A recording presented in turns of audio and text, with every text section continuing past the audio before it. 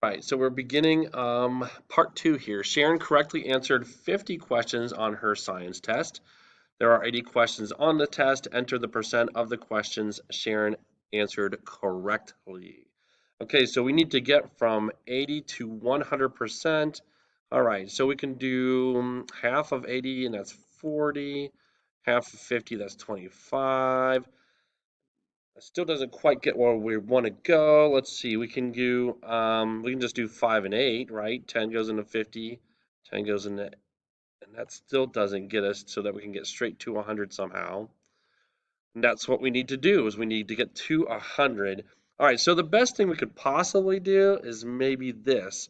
So since we have 8, what if we halved 8? 8 and a half would be 4.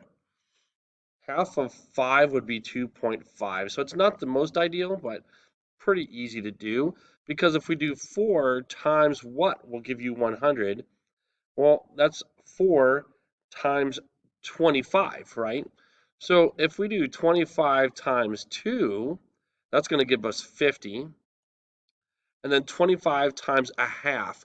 Well, 24 halves would be 12, plus another half would be 12 and a half. So if we do 50 plus 12 and a half, that's going to be 62.5.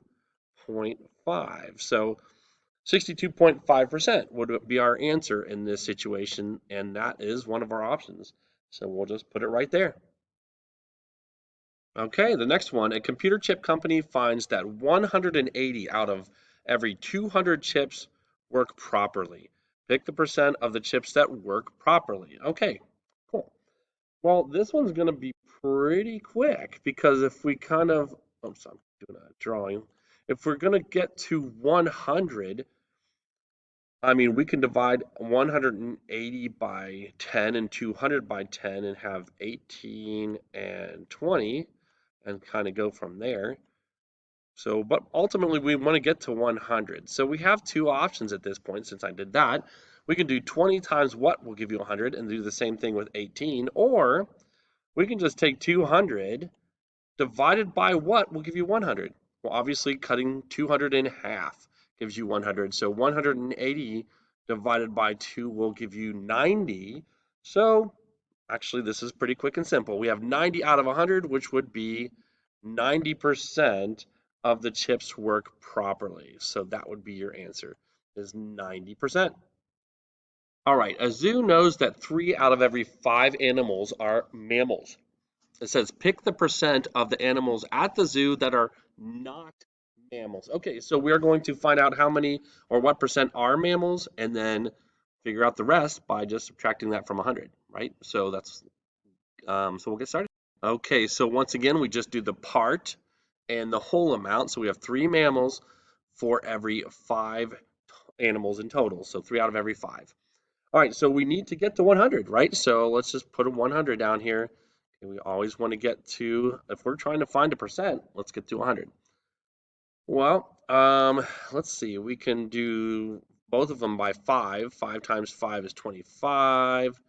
3 times 5 is 15, right? And so we can do that. Yeah, or we could even double those and make it 50. Double 15 would be 30, so 30 out of every 50.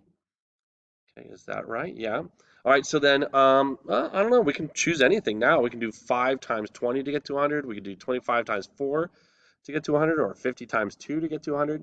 So let's just do that one since it's easiest, I guess. 50 times 2 is 100. 30 times 2 is 60. So there's going to be 60 mammals, or 60% of the animals are mammals. And we have to be very careful because we are looking for how many are not mammals. So if 60% are mammals, then you're just going to do 100% minus 60. Well, 100 minus 60 is 40%. Okay, so our answer for this one is 40% are not mammals. In a school with 200 students, 45% are males. So almost half, but not quite. Which expression can be used to find the total number of male students? All right, guys, so just remember that 45% is the same as 45 over 100. So that's an option that could be here. And also 45 over 100, if you divide it, is 0.45 or 0.45. So we need to look for that, either one of these, and we're going to have to multiply it by 200. So let's look and see what we got. 45 over 1,000. Nope, doesn't match. 0.45 over 100. Well, we do have the 100, but it's not supposed to be 0.45 over it. It's just 45, so that one's no good. 45 over 100 times 200, so that looks pretty good. And then 45 over 10, nope. So by process of elimination and kind of matching up what we have, we can see that the correct answer is 45 over 100 times 200. In a school with 200 students, 45% are males. Which expression can be used to find the total number of male students? Well, same thing. So let's see. We just have to remember that 45% is the same thing as 45 over 100. And it is also the same thing as 0.45. Those are the same. All right, so let's see. And then we're going to have to multiply it by 200. So the 200s are on all of them, so that's good.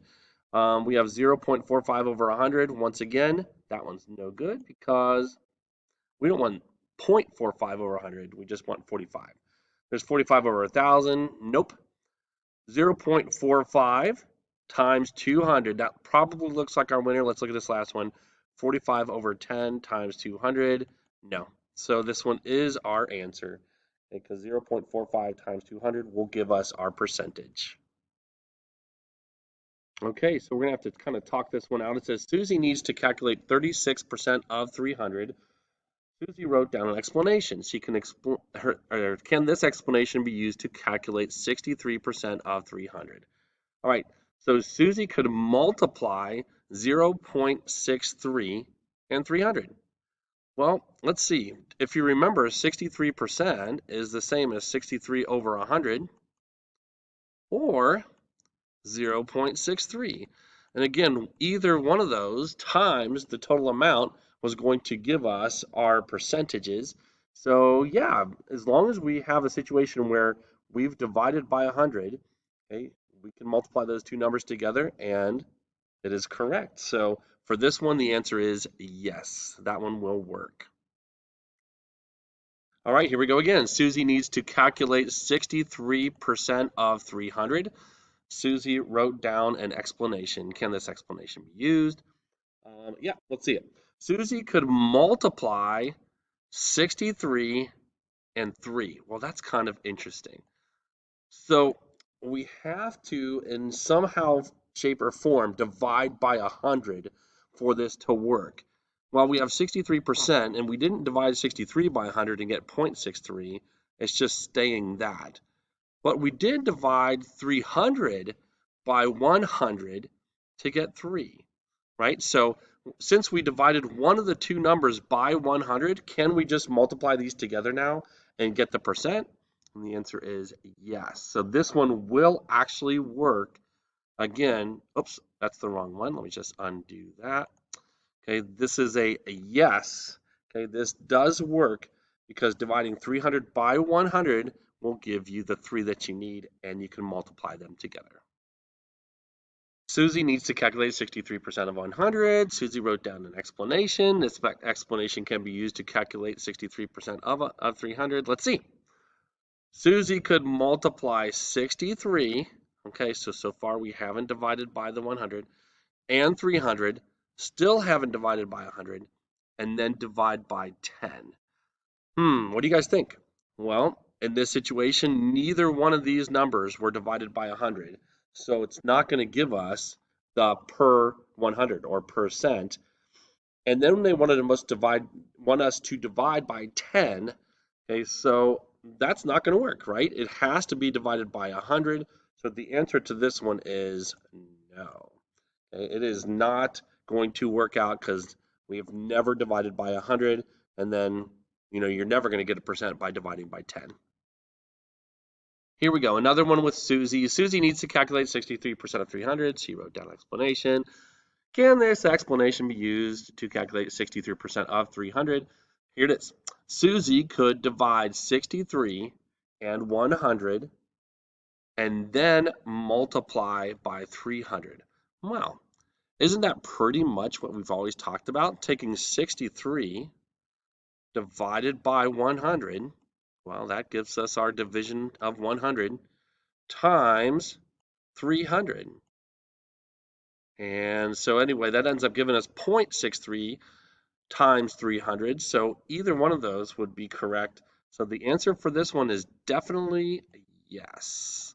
Okay, so you could divide 63 by 100 and then multiply by 300 because that's kind of the main way we've been doing it.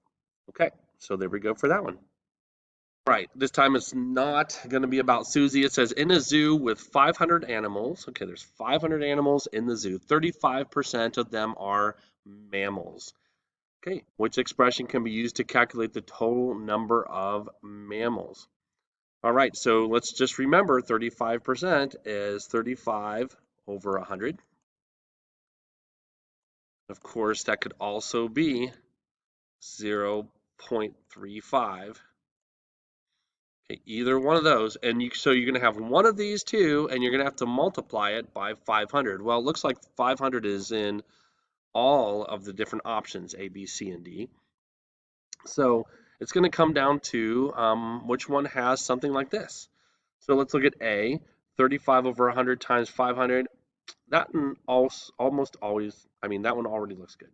Let's look at B. We have 35 over 500. Nah, that's not going to work. Okay, and C, 0.35 over 100. No. You don't combine them like that.